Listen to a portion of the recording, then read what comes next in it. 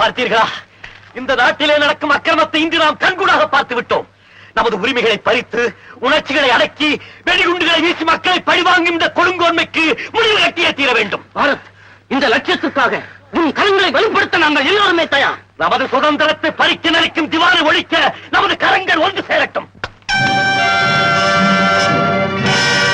இன்று முதல் நாம் நமது சுயநலங்களை மறந்து நமது லட்சியம் வெற்றியடை வரை போராடுவோம். புரட்சி குரல் எழுப்பும் நம்மை ஒடுக்க நினைக்கும் எதிரிகளுக்கு தெரியாமல் நாம் எல்லோரும் தங்க ஒரு ரகசிய இடம் தேவை. பாரத், நமது ராணுவ முகாமுக்கு பக்கத்தில் எனது நண்பன் ஒரு மதுக்கடை வைத்திருக்கிறான். அதன் பின்புறம் இருக்கும் காட்டாற்றை கடந்து சென்றால் ஒரு பாழடைந்த மண்டபம் இருக்கிறது. மற்றவர்கள் கண்களில் படாமல் நமது திட்டங்களை நிறைவேற்ற அதுவே சிறந்த இடம்.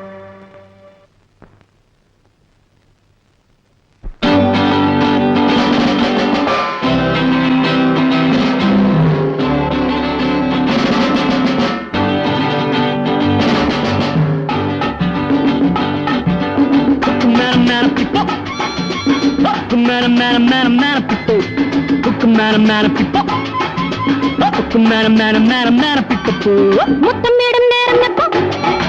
உன்மோகம் தொட்டு காதை சொல்லும் நேரம் எப்போ? வட்டம் மேடும் நேரம் எப்போ? உன் வாராவுக்கும் ஊராவுக்கும் நேரம் எப்போ?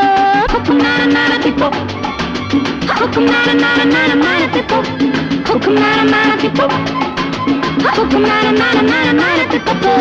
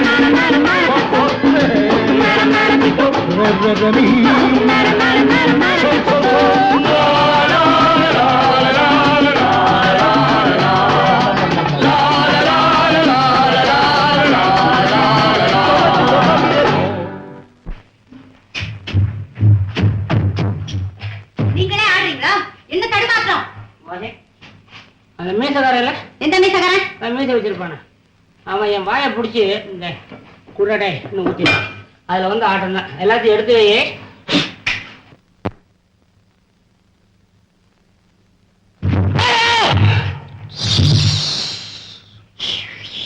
பேசக்கூடாது. பேசப்படாது? ஆமா, உங்களுக்கு வேற இடமே கிடையாதா? இங்கதான் படுக்க போறீங்களா? அதான் கேக்குறேன். ஏங்க வீட்டுல கேக்குறாங்களே, சொல்லவனா? அப்படி பார்த்தா அடிக்க போறீங்களா? அவர்கிட்ட அப்படி பேசாத, அவருக்கு வரணும். அதுக்காக பேசாம இருந்தா எப்படி? அதானே எனக்கு யாருமே கிடையாது நினைச்சியா? இது இருக்குதியா? அப்படி பார்த்தா ஐயோ, கொலை கூட்டம், கொலை கூட்டம். ஆமா, கொலை கூட்டமே தான். கழட்டி கொடுத்துரு, கழட்டி கொடுத்துரு. கழட்டி கொடு, கழட்டி கொடுங்க. நகை நட்டா இருக்கு. இருக்கிறத கழட்டி கொடு. சோமநாதா, சோமு, ஒழுங்கா வியாபாரம் பண்ணிட்டு இருந்திய, எப்ப இவங்களோட சேர்ந்த வியாபாரத்துல நஷ்டமா? தலைவர் ஒண்ணு கூப்பிடுறாரு. ஒன்னதாண்டா. என்னத்தான் கூப்பிடுறாரு? இத வந்துருனுங்க, இத வந்துருனுங்க. நாங்கெல்லாம் யார் தெரியுமா? தெரியும், சொன்னா மறுபடியும்.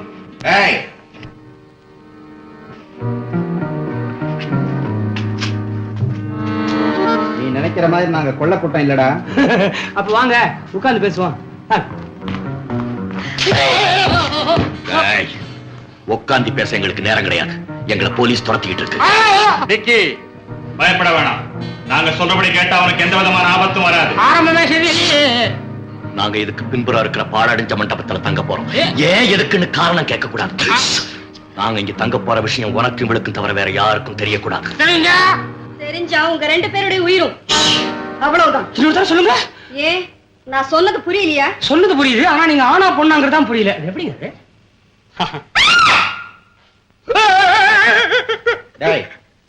முதல்ல அந்த மண்டபத்துக்கு போற வழியை காட்டு. இல்ல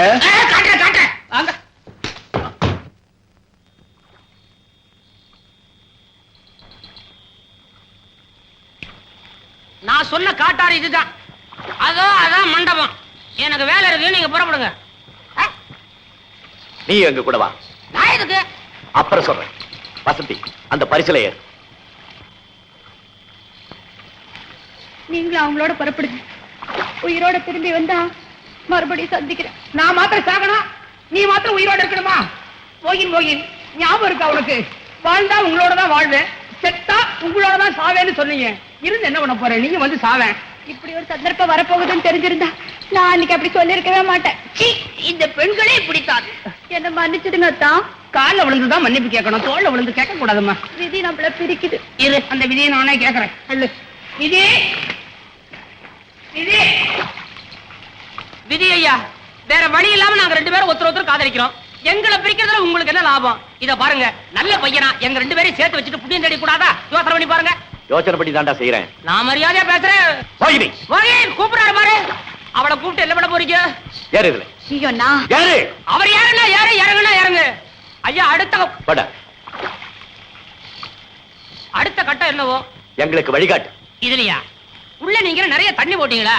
இது ரோடு இல்ல வழிகாட்டுறதுக்கு. தண்ணி கூச்சிடணும், அது எங்க எடுத்துட்டு போதோ அப்படியே போகணும். அப்ப நீ முதல்ல போ.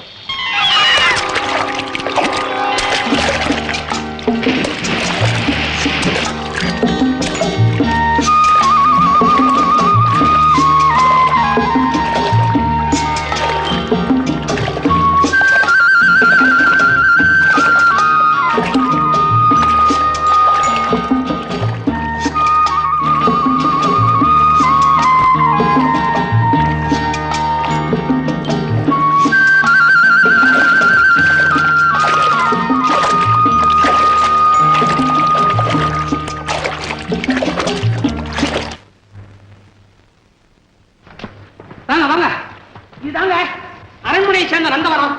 இதுதான் அந்த காலத்துல ஆலமரமா இருந்துச்சு. ராஜாவும் ராணியும் ஆடி பாடி இங்கதான் மகிழ்வாங்க. இந்த அரண்மனை இருக்கிற இப்ப இருக்காரு பாருங்க, குலசீல மகாராஜா, அவருடைய முப்பாட்ட ஜெயசீல மகாராஜா கட்டி போட்டது. அந்த பெரிய பம்பு தெரியுங்களா? சிவாஜி தெரியுமா? சிவாஜி தெரியாது? மராட்டி சிவாஜி, மலை எலின்னு சொல்லுவாங்களே, சும்மா பொழுது போகிறதுக்காக இங்க வந்து தங்கினாரு. இந்த ஜெயசீல வாயை வச்சு சும்மா தானே இருக்கணும். சிவாஜி வாயை விடுவானா வீரங்க வச்சா நொறுக்கணும் அரண்மனையை. அப்ப பட்டதுதான், அப்புறம் எந்திரிக்கவே இல்லையே. வாங்க, இன்னும் உள்ள என்னென்ன படித்தாங்கன்னு காட்டுவாங்க. இதுதாங்க உல்லாச மண்டபம். இங்கதான் மகாராஜாவும் ராணி உட்கார்ந்து சீட்டு விளையாடுவாங்க, ரங்கு ஜூது. அந்த காலத்து ஏரியா சீட்டு சதுரங்க ஆடி இருப்பாங்க. சரியா சொல்லிட்டேன், அதுக்காக என்ன செத்த மகாராஜா வந்து தலையெடுப்பாரா? அங்க வாங்கயா, அது குதிரையா, நீயே போற. வாங்க வாங்க, மேல ஜெயஸ்ரீல ஒரு பூ தச்சுருவா பாருங்க. இதுதான் மாடி போற படி. படி தெரியாதா உங்களுக்கு?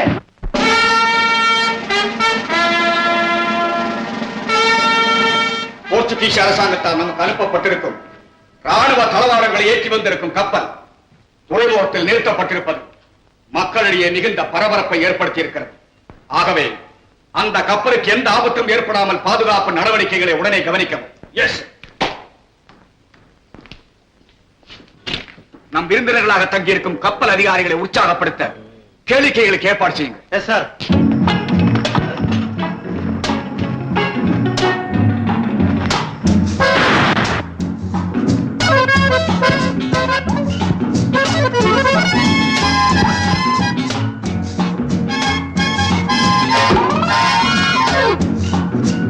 எஸ். சொல்லுங்க.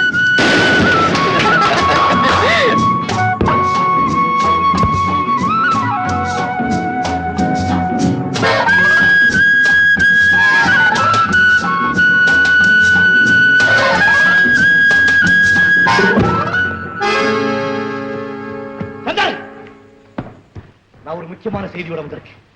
இவானுடைய அநியாயமான ஆட்சியை கண்டு கொதிப்படைஞ்சு போயிருக்கிற மக்களை அடக்க வெளிநாட்டில் இருந்து ஒரு கப்பல் நிறைய வெடிகுண்டுகளையும் துப்பாக்கிகளையும் வரவழைச்சிருக்கான் திவான். ஆமா, அந்த கப்பல் இப்ப துறைமுகத்தில் நிறுத்தப்பட்டிருக்கு. ராணுவத்தை அதுக்கு காவல் போட்டிருக்காங்க. நம்முடைய மக்களின் உணர்ச்சிகளை கட்டுப்படுத்த நாய்களைப் போல அவர்களை கொன்று குவிக்க வேற்று நாட்டு ஆயுதங்களா?